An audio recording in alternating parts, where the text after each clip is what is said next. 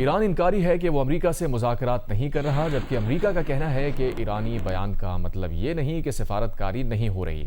عرب media کے مطابق پچھلے کچھ دنوں کے دوران ایرانی وزیر خارجہ عباس اراغچی کے پاکستانی حکام اور خطے کے ان ممالک کے وزرائے خارجہ سے فون پر رابطے ہوئے جو امریکہ اور ایران کے درمیان ثالثی کروا رہے ہیں۔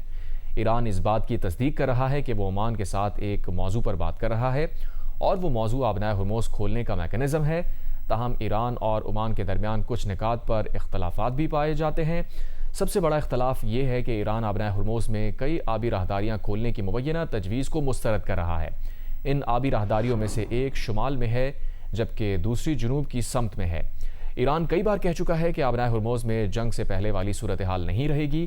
ایران اور عمان کے درمیان ایک اور اختلاف میری ٹائم سروس فیس اور بارودی سرنگوں کی صفائی کے خرچے کی وصولی ہے۔